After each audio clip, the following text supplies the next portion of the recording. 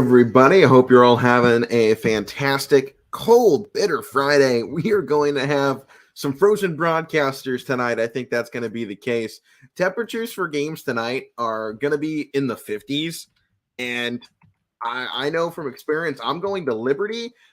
Now, last time I called there was a while ago, so I don't know if where we set up changed, but last time I was on top of the press box this time of the year, and it was cold that night. It's going to be a lot colder tonight. So to anybody going to the games, make sure you're bundled up because we're looking at 57 degrees for our 7 p.m. kickoffs tonight here in the Youngstown region. And if you're up there in the Ashtabula region as well, I'm sure it's going to be even colder with those amazing breezes coming off the lake.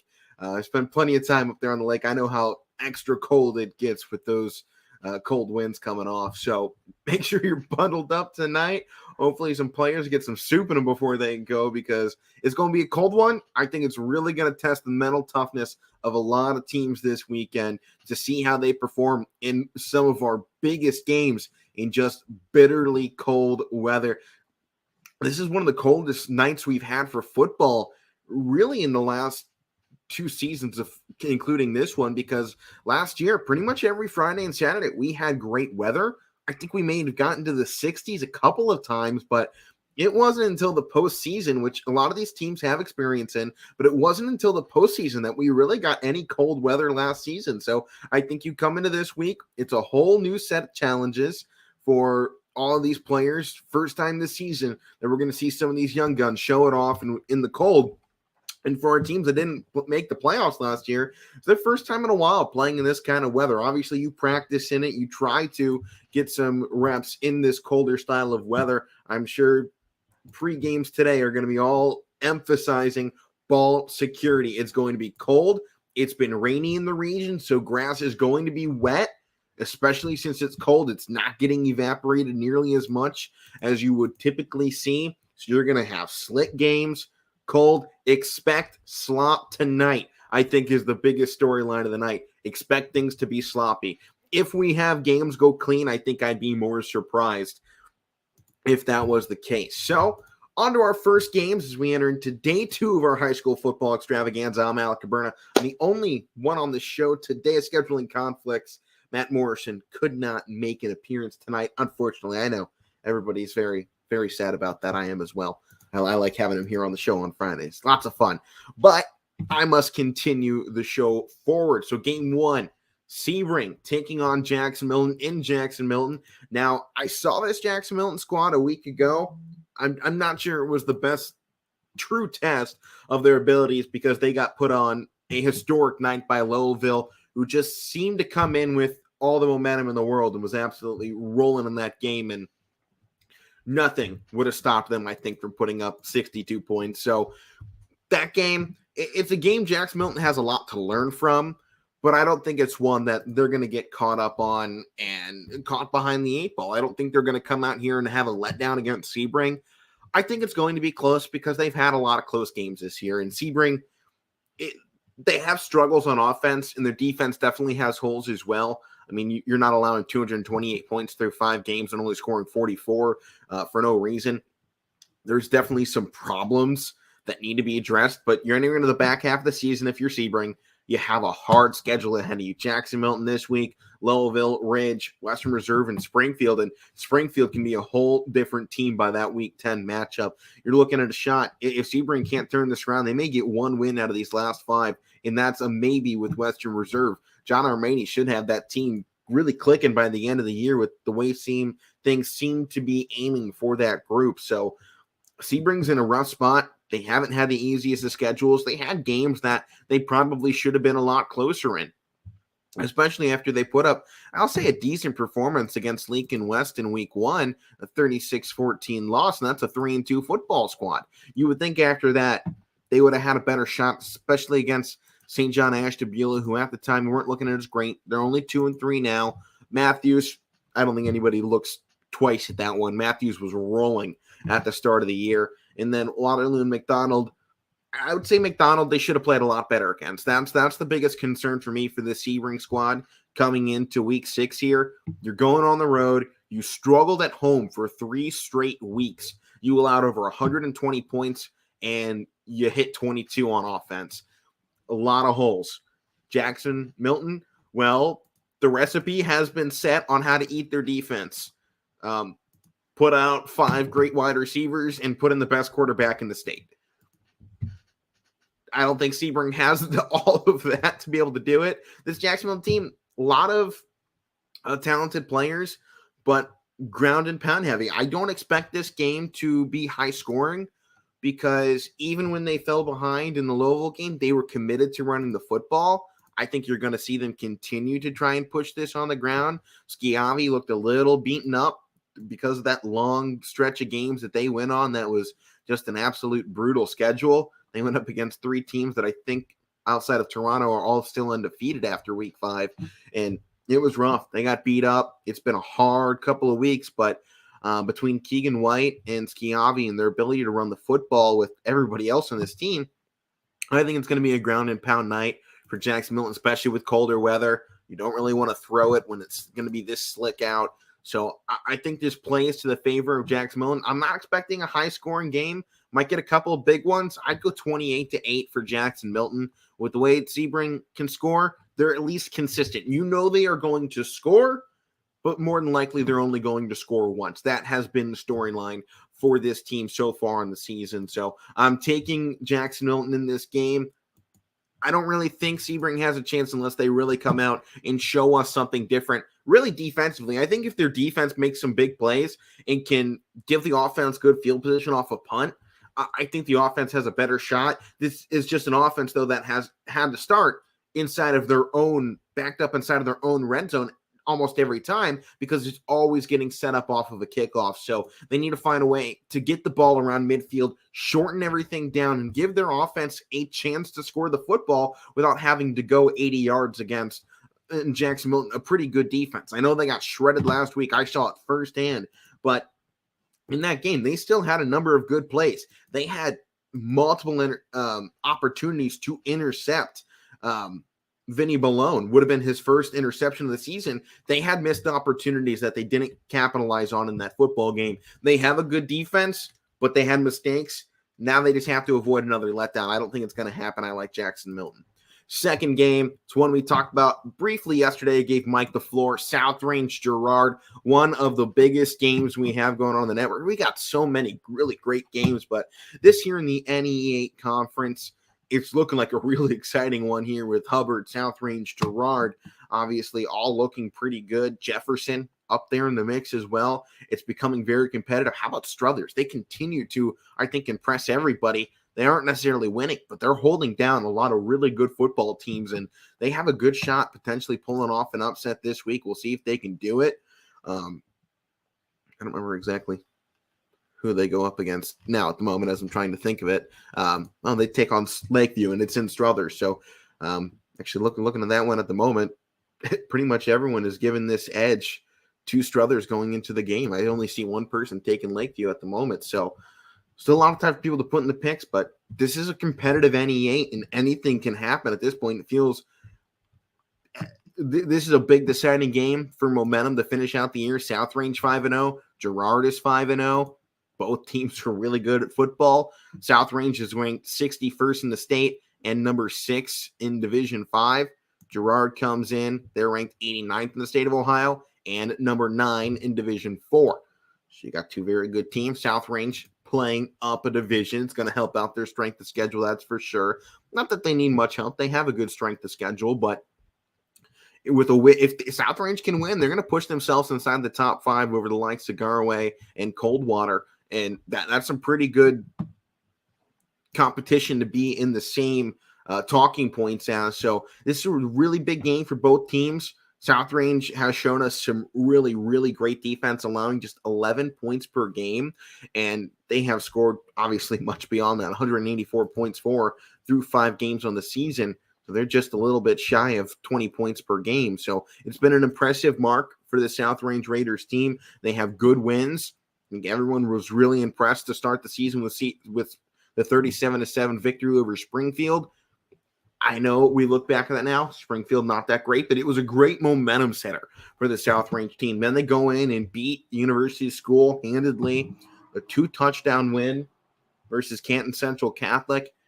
win the following week, a tough fight against Struthers, who's been putting up fights to everybody, and then a shutout last week against Poland. South Range, things are really churning in the right direction. They have a hard schedule to finish. Niles, Jefferson, Lakeview, and Hubbard. It's not going to be an easy final, and you have to start with Girard. This must-win game. But then on the side of Girard, they're allowing less than 10 points per game. They're scoring more points per game. And they're also coming off a shutout, and their opponent might have been a little better. They beat Lakeview 49-0 last week. South Range beat Poland 48-0. So you see both schools, they're doing everything right. And we've seen impressive wins from Girard, Streetsboro in week 1, 42-24. Everybody likes that victory. Streetsboro is a powerhouse in football. They're 3-2 at the moment on the season.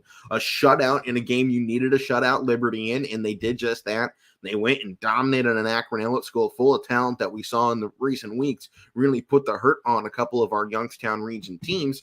Then they beat Jefferson in a defensive onslaught, 21-6. And then they go out the next week and show, hey, our offense can still score. That was a defensive game. Don't worry about it. They've scored 40-plus points in every other game of the season outside of that matchup against Jefferson back in week 4. So you come in now to your week 6 matchup, Girard.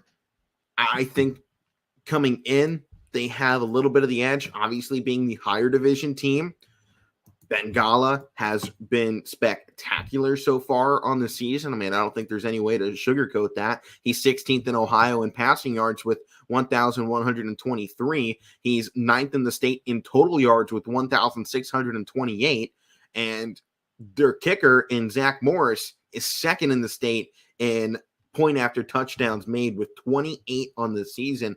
This is a group. I'm continuing to look down the line, and every single person, every spot, they're having somebody in that top 25 for their statistical categories. They're looking really, really fantastic. And if they continue to push, Bengala and his boys are really going to have a great shot at making it in a deep playoff run, even if they don't win the NE8 conference. They're playing really good. And as mentioned, top 10 in Division 4, but they're undefeated. They're only one of a handful of undefeated teams to go along with Glenville, West Holmes, Wyoming, and Steubenville. Everyone else inside the top 10 is a 4-1 or 3-2 in the case of St. Mary's Memorial, who's 3-2, but they have an outrageous strength of schedule at 18.1, the highest mark, which is why they're still getting love. But Girard, they haven't had that strength of schedule. It's negative 4.9. It's the second worst strength of schedule inside of the top 10 for Division 4 football. But a win like this over South Range, I know it's a division down. It really goes in, and it looks really great for Girard if they can do it. I think this is about as coin flip as it gets. I think I like Girard's offense a little better. I like their defense a little better. If this is last year, I'm taking South Range in a landslide. But I really do think that this is a different team than I saw from Girard last year, who albeit was good, but I think they had some holes. They lost 41-14 last year. And they also came in a 4-1 football team. So this is where everything went wrong for them last year, and they started to slide down. They still made it to the second round of the playoffs, but this year, goals are a lot higher. I'm taking Girard in this game. They're playing better football than they were a year ago, and I think they have everything figured out. Everything's glued down. They saw great football last year when they took on Perry in the playoffs. They saw what it takes to compete at the higher level of Division 4 football. I think they've taken the lessons they learned in that game from last year, and they have pushed them into this season. South Range, they're still really good at football. I'm not discounting that. I think this is a close game. I think we got ourselves a shootout. I'm going 38-35. Obviously, this Girard team, they got a pretty good kicker back there. I'm taking the kicker to finalize this football game. Girard wins it walk-off style at home on homecoming. That's what I'm looking for. So, next game, and it's another big one. Battle of the undefeated Warren JFK Eagles taking on Mogador. Matt Morris and myself were on the call for this game last year. It was a defensive battle. It came down to the last minute. Mogador won 16-14, and it might have been the most bizarre game to watch because you don't see a ton of ground and pound styles at the magnitude that these two teams can do it. And JFK is a much better team than they were last year. And that's scary because they were a good team last year. They were 11-3. they made a solid playoff run. I'd say a little bit, maybe more than solid. They went, 5 rounds deep in the playoffs last year? They were just about as far as you can go before they inevitably lost in neutral site play at the end of November. I mean, I think there was, 2 more games you have to play from there on out. So they got about as far as you can go without getting all the way. And I think that they're better this season than they were last. And that bodes well for this matchup. They have a hard conference that they're going through this year. Everyone's playing really good football. And this is a must-win game for Warren JFK. You have to do it. Cement yourself as one of the top performers of Division 7. You have the rankings. You've had the records. You've had very hard strength of schedule. And you've had guys really perform. And Caleb Hadley is one of the best players in the Portage Trail Conference. Right now, Caleb Hadley is number 2 in passing yards, number 2 in total points, number 2 in total touchdowns, and number 3 in total yards. So this is a good squad right now in JFK. And so long as they continue to push and they continue to play their style of football, I think they're going to make it right back to Canton in a couple of months here. And I got to say, if I really want to see this team versus Lowellville, because 2 very conflicting styles, I think that would be an absolute war to go into, especially with the great defenses both of those teams have. Mogador obviously coming in. They got a lot of hype as well. They're a really good team. They're number 7 in a division higher than Warren JFK. So yet again, this Warren Eagles team has to go in against a team a division ahead of them. So we'll see how they fare. They've given us no reason to doubt them at this point. They have taken on team after team that was way ahead of them in state rankings, divisional rankings, higher divisions. They have done everything on this schedule, and they have come out the better in every single game. They've had battles we know they can close out. The one thing, maybe, they have a good offense, but it's not going to win them in a shootout. If this game goes more than 30 points for an offense, I think you start giving the benefit of the doubt to Mogador. They have scored more. They have been in higher shootout games, and they've had a couple of games where they've really pushed it. They've also won close games. In the offense, a tad bit better, a sliver. But JFK's got the defense. So long as this is a defensive battle, it's JFK's game to lose. I'm going defensive battle. I'm giving the win to Warren JFK until they give us a reason not to pick them. I mean, how can you not? They have been spectacular on the season. It's a really great spot for them to be sitting in at the moment. They're the favorites in Division 7 football after a great run last year. I think they won a title 2 years ago. JFK, man, they got high prospects right now that are certainly going to be making some noise, trying to get those colleges looking their way as well. I got JFK. I think this is going to be a lot closer. I don't think it's going to be high scoring. I'm going to go 24-23. A missed extra point at the end of the game cost Mogador. That's the way I'm going with this one. It was close last year, 16-14. There was hardly any offense. Defense is going to win this game. It's going to win one of these 2 teams a championship, most likely as well. So that brings us into our next game. We go from a battle of undefeateds to a battle of the winless. As Warrensville Heights coming into town, they're going to take on the 0-5 Howland Tigers. As this is one of those games, I think I'm just going a little bit homerish because neither teams looked great. I want to give the benefit of the doubt to our teams. They've had a hard schedule. Ellett, Lutheran East, Westlake, Warrensville Heights, they've had one heck of a strength of schedule as well. But Howland, West Branch, Boardman, Hubbard, Ravenna, Niles. And they didn't get blown out in all but their last 2 games. Everything else was a 2-score or 1-score game. So now you come in here, I think Howland is a better 0-5 team than we think they are. 10 points a game on offense, that drastically needs to improve. That's the one knock that was against them last year. They couldn't score the football. And it's pretty much the same case this year. They have to find a way to put that ball in the end zone. You're going up against a team that's only, right at you the same mark with that 10 points per game. They're a little bit better than they're 10.9, something like that. So they're only averaging about 1 more point per game. And the defense, that's going to give the edge over to Warrensville Heights as well. They've allowed 122 points through 5. Howland's allowed 143. There's a game. Both teams really need it. Howland's ranked 89th in Division 3 football. any chance of a playoff is going to slip out the window if you lose this game. You might give yourself a chance if either one of these teams can win out. Likelihood is they won't get enough points to make it, and their record won't be good enough. We do have an expanded playoff, but Holland's got one hell of a schedule to finish. They have Youngstown East next week, which they can probably come in and win. But then they have Cheney, Canfield University School. You're not winning those games. If you want to get 1 or 2 wins on the season, now's the time, Howland. Those Tigers got to shoot, and I'm giving them the benefit of the doubt in the battle of the winless. One of these two teams is going to come out with a win. I don't know which one that is. Warrensville, really good at running the football. Victorian Ford, he's a senior, 619 yards. That's 4th in Division IV football. Great spot for him to be in. And Davian Taylor, 3 sacks on the season. That's 9th in Division IV football. Holland's going to have their work cut out for him. It's going to be whose line holds up better. They have good players. They can throw the football. We'll see. I'm taking Howland, though. Give me the Tigers until it's wrong. Waterloo, Lowellville, battle for first place now in the Scarlet tier of the MVAC. Waterloo and Lowellville, the only 2-0 squads in conference play. Everyone else 1-1. So even the loser of this likelihood, I believe, will still be in second place after this week, depending on how everything else works out.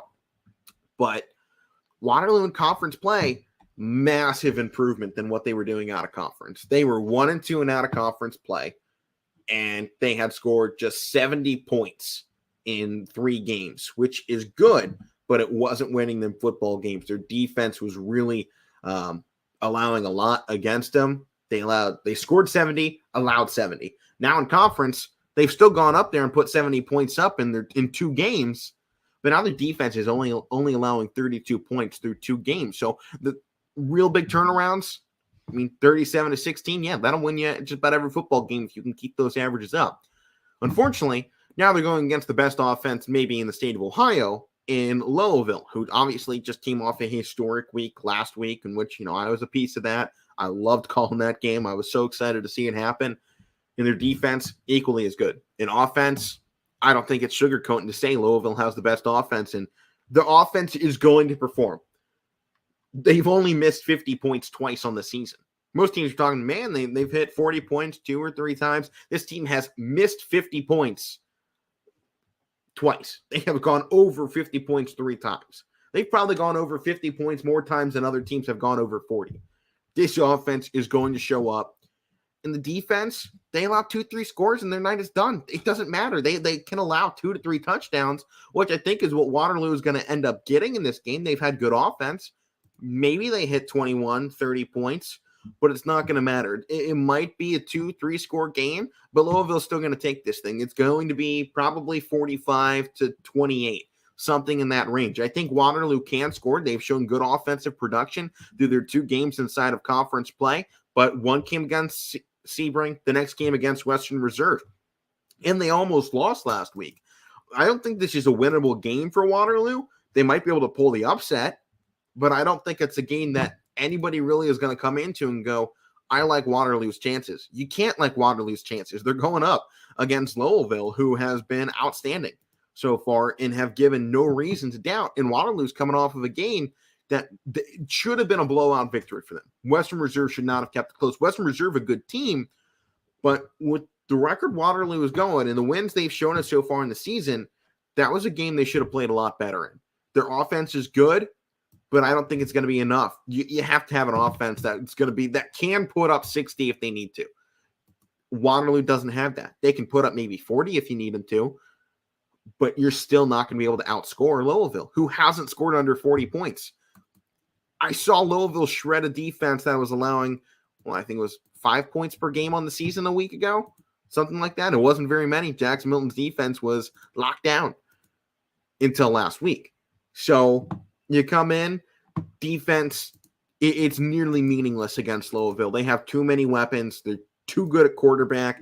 They have really great linemen, really good running, and everyone on that staff is confident. Every one of those players is just exuding confidence. We'll see if Waterloo can do anything, but I like Lowellville heavily in this game.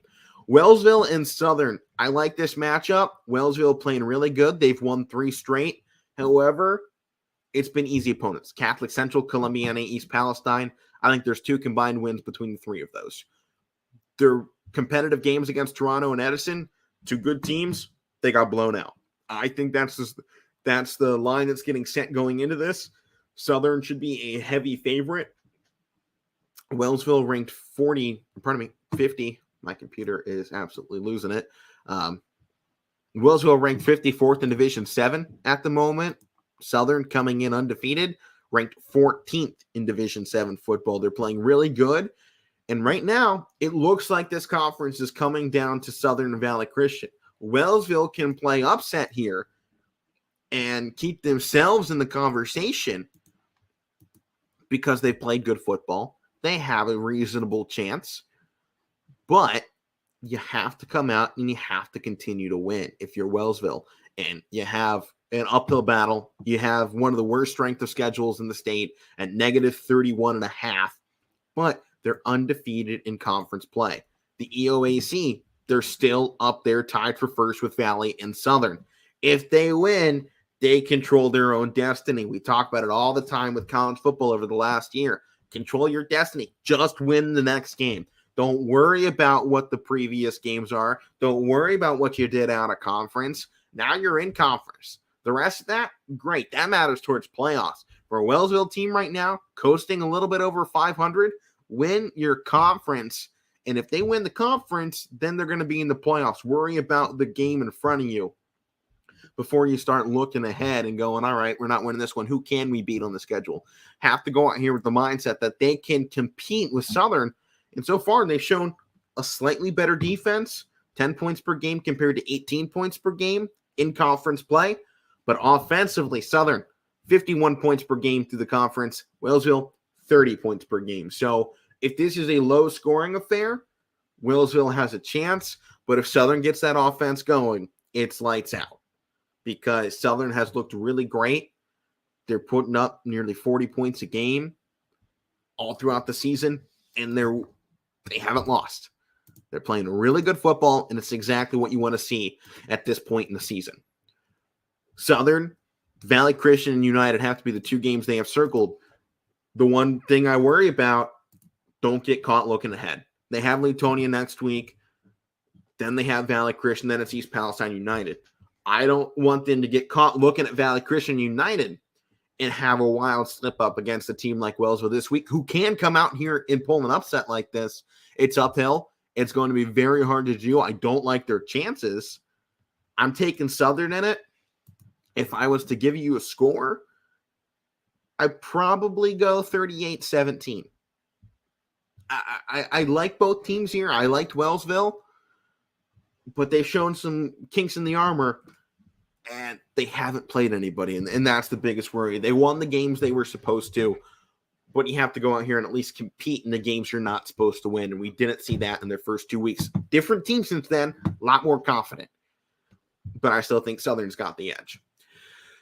Next game, West Geauga in Lakeside. West Geauga comes in. They've lost their last 2 against good Kirtland's and Edgewood teams. West Geauga 1-4 on the conference. Their 1 win came against Parma 20-6. They have losses to Bay Village and Streetsboro as well. Lakeside comes in. They have lost 2 in a row, but they lost to 2 playoff teams in Geneva and Perry from last year. And they have wins over North, Madison, and Brush at the start of the year. This is a game I really think either team has a good shot to take because they're both, I think, lacking some confidence. And coming off a loss to Perry last week and Geneva the week before, the close game against Geneva showed up in the Perry game. They had a huge letdown. Offense couldn't go anywhere, and their defense let up. Perry rolled over them. For West Geauga, they had a serious letdown against Kirtland, 42-0. They got shut out. They came back with a vengeance the following week and kept it close, 33-20. They lost it a week ago. I think Geauga's coming in with the mental edge. Lakeside still has the physical edge to me. And in this kind of game, I feel you need that. It's going to be cold. They're up there on the lake, obviously. They're not too far off. You're going to have freezing cold breezes if that lake temperature is dropped. I'm not sure what it is at the moment. It's been a while since I've been up there. But with those colder temperatures, it's going to be wet. There's still chances for rain going on all night long. I think Lakeside having the physical edge is going to take this game. I think it ends up pretty low scoring. I'd probably go 16-13, something close. I don't like any team's chances to really go out there and put up a big amount of points. Next game, Western Reserve, who has done a great job keeping it close. 3 of their 4 losses were one-score games. Western Reserve at the moment, they kind of feel like the Nebraska of the MVAC Scarlet. You keep coming into one-score games, and you just can't find a way to win in the very end. And now they go up against a team coming out looking for redemption in Mineral Ridge, who's 4-1. They got upset by a winless Springfield last week, 20-12. And I don't think anybody was expecting that game to finish the way that it did with Ridge going down. They looked so great through the start of the season with Tristan Valley at quarterback. I don't think anybody was expecting that letdown that they had a week ago. They got caught looking ahead, looking at themselves better. They underestimated Springfield. I don't think they underestimate Western Reserve after what happened a week ago. I think there was some very serious conversations going on this week about avoiding the letdown, having the right mental edge. In Western Reserve, at some point, I think these close games are gonna catch up to them. They've had 3 close games that they could have won in the last 5 games. Now you look ahead on the schedule, they have winnable games. They're going up against McDonald and Springfield and Sebring, who Springfield probably not a winnable game if they continue to play like they did against Ridge, but if they regress to what we saw at the beginning of the season, that's a winnable game for Western Reserve. McDonald obviously had a good week not that long ago. We'll see if they can continue to push it. But then Sebring, 0-5, they've struggled. Western Reserve, likelihood they won't finish with a winning record, but you can get 3-4 wins on the season and look at it like, all right, we had our struggles, we had close games. If you come out of this and you really only had 2-3 bad losses, if you look Brookfield, Mineral Ridge, and Lowellville, and then you go, all right, we had 7 games that we could have won, and we took 3 or 4 of them. Not bad. It shows an area to improve on next season. Mineral Ridge, though, they're coming in heavy favorite. They're still really good. They got upset. Now they have to come back. Redemption on the mind. I like Mineral Ridge to come in and really put the hammer down in this game, really throttle up the offense, get this team back in the right mindset. They have Jackson Milton next week. They have to be prepared for tough physical football. This is the perfect tune-up game for Rich to get back into the flow against Jackson Milton, because Reserve is going to give them everything they can handle. They're going to show them everything on defense, and it's going to be a battle. I think Western Reserve can keep this close. Don't know if they will. I like Western Reserve to keep it close but not to win it. I think you got a 28-21 football game. Ridge pulls it out. And then I think we set up for a great matchup next week against Jackson Milton and Mineral Ridge. LeBray taking on Newton Falls. LeBray has been 0-5, and they have been abused by a bad schedule. Lakeview, Valley, Christian, Jackson Milton, Garfield, and Champion. And Champion was firing on all cylinders right when they went up against LeBray, of course. So this is an offense, shell of what they were under John Armani. It's a shame to see how far they've fallen, but it's really opened the door for conference play. Both sides of the MVAC are wide open for guys to take, and Garfield is obviously taking advantage of that in the grade tier. Lowellville and Waterloo are taking advantage of that in the Scarlet side. So this is a game between LeBray and Newton Falls.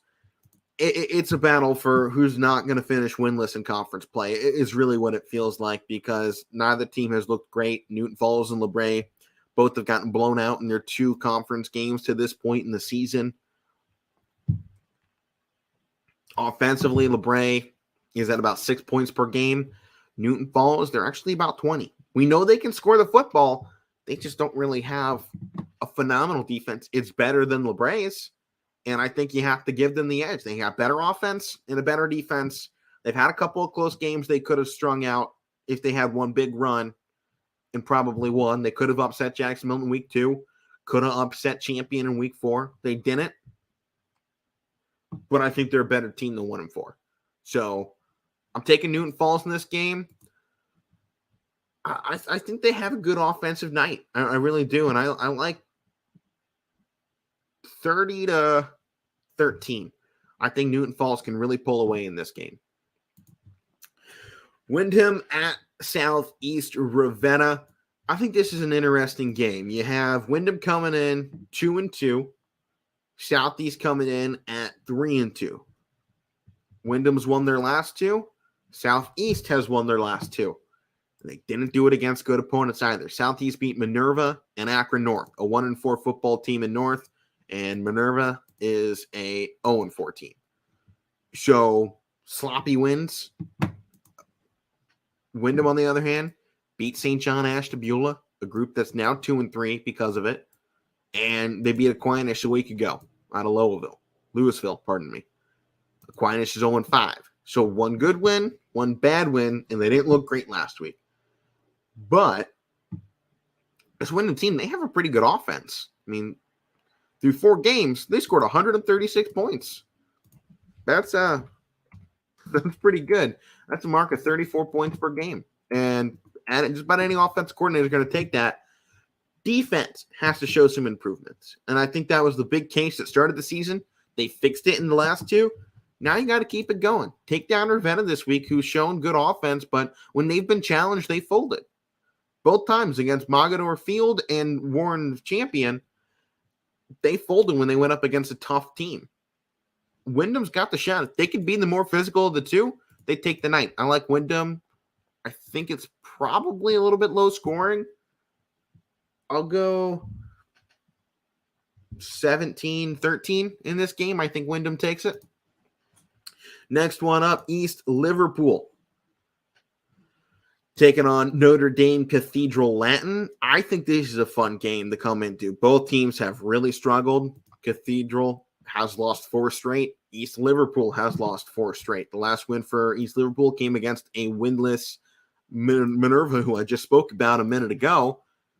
And the one win on the other side from Notre Dame Cathedral Latin, they beat the South Rebels out of Willoughby, Ohio, a 3-2 football team. So quality of win goes to the side of Notre Dame Cathedral Latin.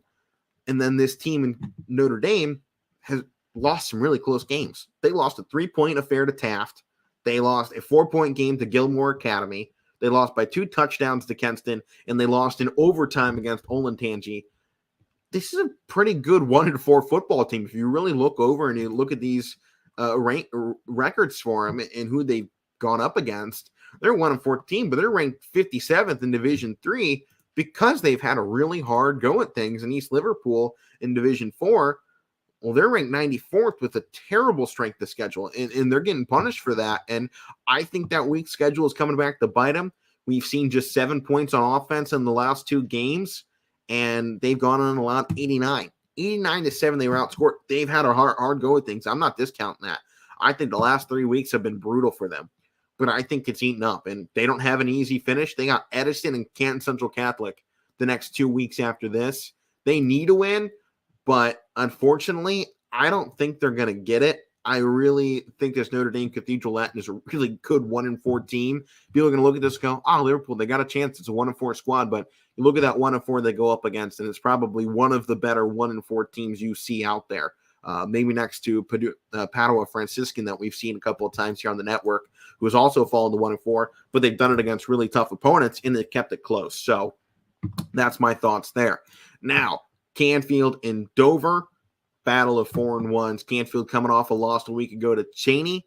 Dover coming off a loss to another undefeated in Steubenville a week ago. Cheney kept it closer. They've had some good games. Maybe not the strongest strength of schedule, but I don't really think you see much from Dover either. They've been given a credit for 9.4. They're 23rd in Division II football. For Canfield, 21.9 in strength of schedule, 5th in Division III football. So you're looking at 2 really good football teams. Dover is ranked 87th in the state of Ohio. Canfield's ranked 43rd. They're coming into this. They did drop 15 spots last week after the loss. They were a top 30 team in the region. I think Canfield's coming back with a vengeance this week. Obviously, they got college talent all over the field. They were in a defensive battle that unfortunately somebody had to lose. It was a shootout. I believe Cheney won that on a field goal too in that second half. Or no, it's a pick 6, actually, I believe is what Richie said. So losing that way, hope it doesn't compound into a second week where you play a little lackluster. But if Canfield can win this, They got themselves lined up for a 9-1 finish. Maybe Boardman can challenge them at the end of the year, but East and Howland probably won't give them many troubles. Canfield's in a great spot, controlling it, and might have a shot to take the conference. We'll see how things play out. But I like Canfield in this game, and I do think they go big. We haven't seen great offense out of Dover this season. 5 games, only 103 points. It's been their defense that's won them. I mean, they're winning games on an average of about 20-10. Canfield, on the other hand, they're doing a lot better than that. They're going almost, 30-10, 30-12, I think. Canfield's got the edge in this one. I like him to go a little bit bigger. I'd probably say close to what Dover finished last week. They lost 29-13. I like that. I think Canfield's offense really looking to get back out there. I go Canfield with 35. Dover I'll give them 18, so 35-18. Canfield takes it. Final 14 minutes of the show for us here tonight. Got a handful of games left for our day 2 of the high school football extravaganza, featuring Mike Wolfgang yesterday and myself on both days. Matt Morrison will return to the show next week. But another big matchup, and man, we just continue to roll through some big ones. Edison, 5-0. No one's given the Richmond Wildcats any love so far this season, but man, do they deserve it. 3 shutouts against Wellsville, Woodward, and Catholic Central last week. Outside of those 2 games, they allowed 18 points. They allowed 8 to Monroe Central and 10 to Matthews. Now you're going up against the 4-1 Toronto Red Knights, who have also played really good football, but their defense not even close to Edison so far, and they lost. They were upset big last week, 25-8 to Oak Glen out of West Virginia, who came in 0-3 into that game. Toronto was undefeated, looked like the heavy favorite. They got taken down by a winless team from out of state. I think Edison's going to come in, capitalize off this momentum. It's their second Friday game of the season, so maybe that catches them a little off guard.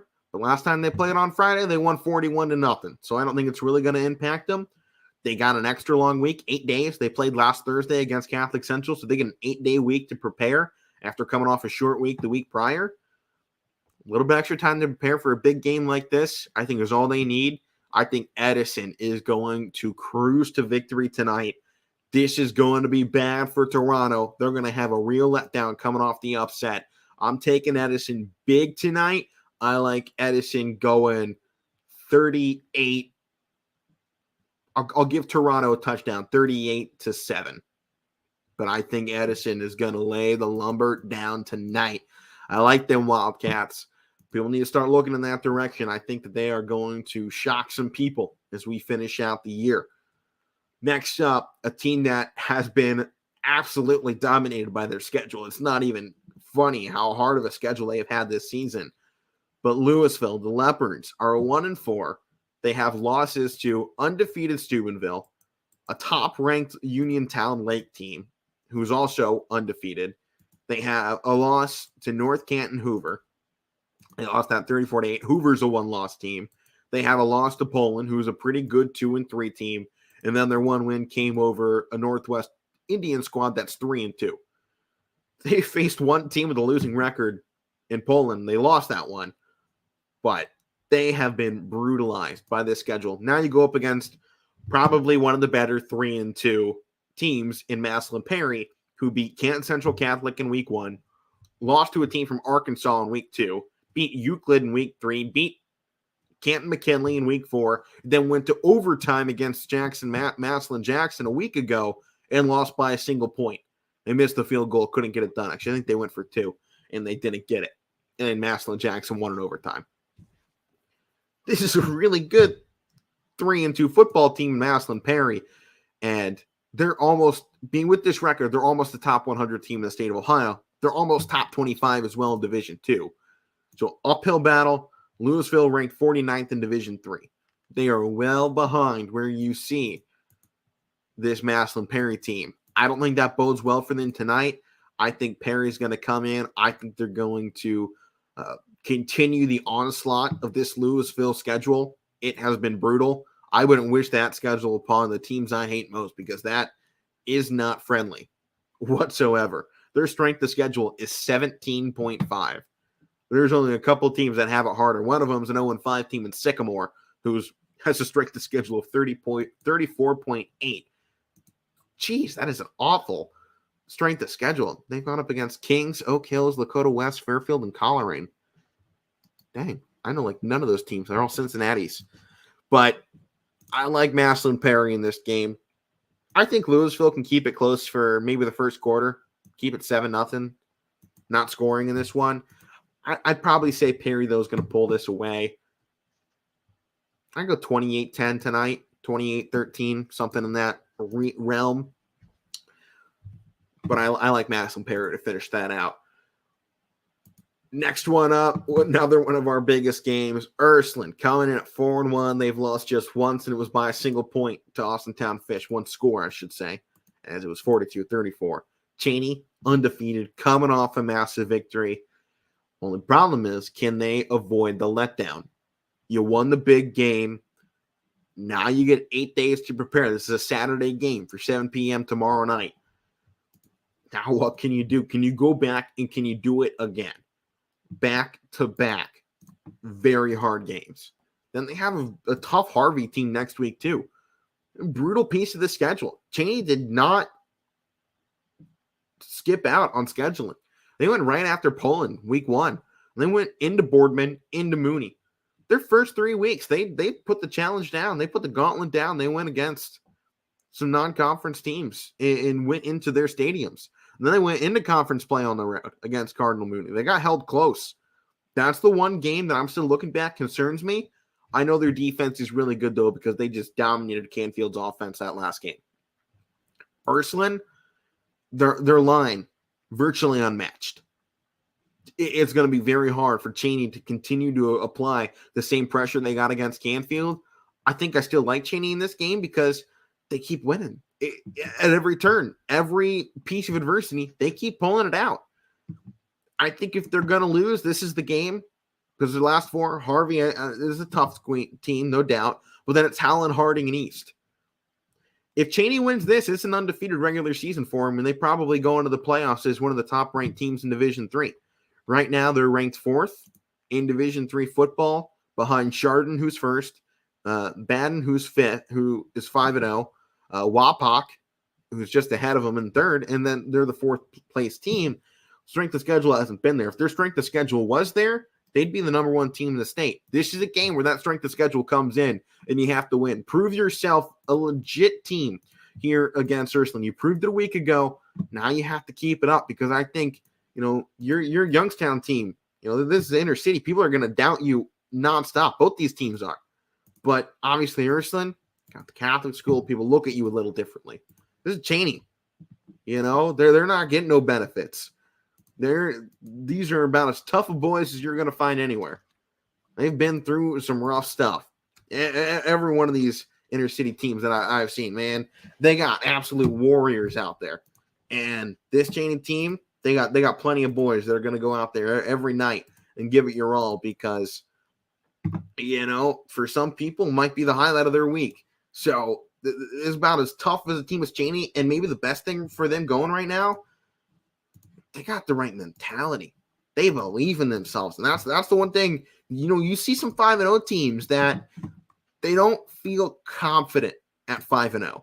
But this Cheney team, they feel confident. I think they know going into every week that they can win and they can beat everybody across from them.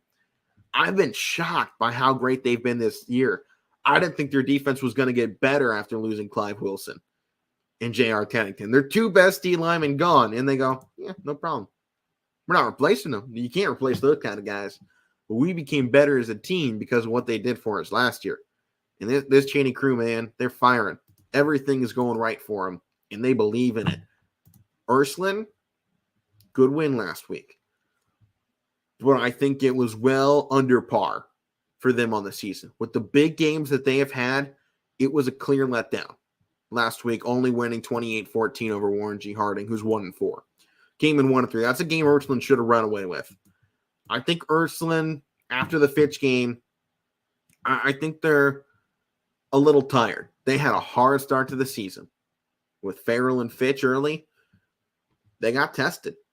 And I think they're slowing down a little bit, and that's not boding well for them. Cheney this week, St. V next week, got Mooney to finish out the year in the Holy War. If Mooney continues to play like they have been, that could be a Week 10 upset. I think Mooney could pull one in the Holy War. I think it's possible. But I think right now, until they give me a reason not to take them, I'm taking the Cowboys. How about them Cowboys? I got Cheney staying undefeated going over Ursuline. Final game for me here in the high school region, Leetonia and Valley Christian. This ain't going to take much to analyze. 4 times Leetonia has been shut out this season.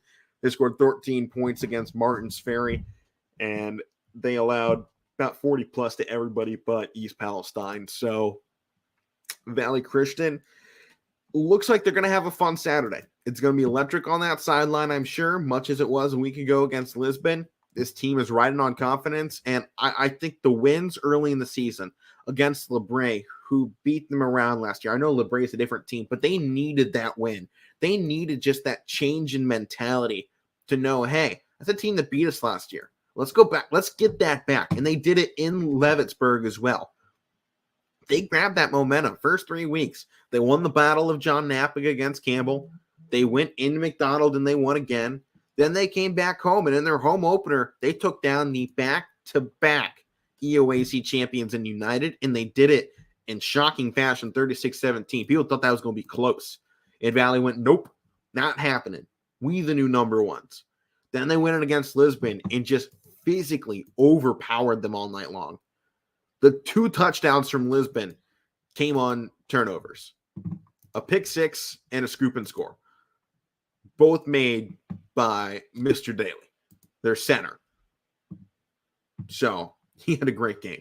No doubt about it. Hunter Daly, I believe, is who it was for Lisbon last week, getting both of those scores.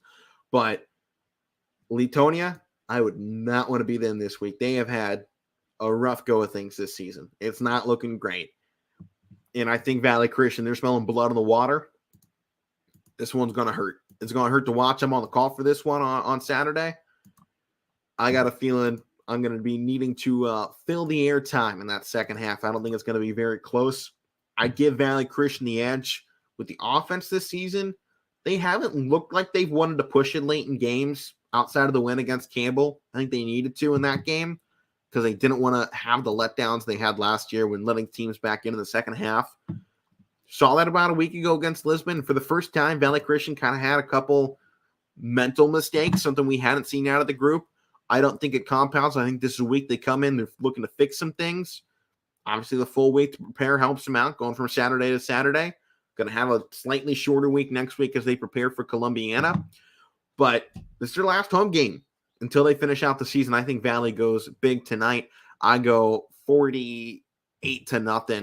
Nah, let's go 44-0. Valley Christian. They've been struggling getting those extra points up. So 44-0. I'll take Valley Christian in this game. Leetonia will drop to 0-6. That's my picks here for high school football. It's going to be a fun one tonight. It's going to be a cold one. Make sure you're all bundled up before we get out of here and hand it off to Power Hour Super Show up next year on your sports network. I'm going to go ahead and give out my highlight of the week. And for this one, I think it took me a minute to kind of figure out where I wanted to go with it. But I'm going to go Vinny Ballone's 9 touchdowns a week ago. I know I've talked about it all week, but tied a state record. What else do you want me to say? I mean, it was the best performance I've ever seen by a quarterback at the high school level. He hit every single pass he threw. It was insane to watch a week ago. So Vinny Ballone, you get my highlight of the week. It was great to see. And that brings us down to this week's Head of the Week. So I think we got 2 people that are up for this, honestly. But it's Matt's award. I texted him before the show and, hey, who do you want for this? He wants Emu Doka, the head coach of the Boston Celtics, going down for this one. After going to the NBA Finals, they haven't told us what he did, but he's being suspended for the entire 2022-2023 season by the Boston Celtics organization. What a meathead. You got everything going right for you, and you go and do something that puts your career in jeopardy. He says he's not stepping down from his position. He's going to take the punishment and come back for the 23-24 season. But seriously, you get the job. You get handpicked to coach a Boston Celtics team that doesn't need to be rebuilt or nothing. You get handed a championship roster, and you go out and you do something stupid. We don't know the details of what he did, but Udoka, you're meathead of the week. But I want to give an honorable mention to an absolute idiot of a college student who may have ruined their life, as Utah and San Diego State were, I think that was last week. Utah and San Diego State. Apparently, a student from the University of Utah threatened to detonate the nuclear reactor on campus if Utah lost to San Diego State. Needless to say, she's now been imprisoned and booked for the threat of terrorism. So that's about as dumb of a decision as you can make. 21-year-old. So, she's not going to get I don't know if it's a he or she, but they're not going to get apparently it is a she. So, you're not going to get the benefit of being, underage or anything. So you're going to get booked. It's about as big of a mistake as you can make. So that's a real meathead move. It's football. I know we're all into it. I love football as much as everybody. Don't put threats out there. I don't feel like we should have to say that. It's a game. If you lose, you lose. Take it. Don't do that. Shouldn't feel like that needs to be a PSA, but apparently it is. So be smart this weekend to everybody. Stay warm, stay bundled up. Hope you all have wonderful nights. Enjoy homecoming for those of you schools that are participating in that this weekend. Hope everybody has a safe, happy, healthy weekend, and I hope your team wins. I'm Alec Cabrera. That does it here for the Casual Sports Podcast, High School Football Extravaganza, Power Hour Super Show coming up next on your sports network. You can catch me tonight in Liberty for the Campbell Liberty homecoming game from just up north of me. I'll see you next Monday for high school football recaps.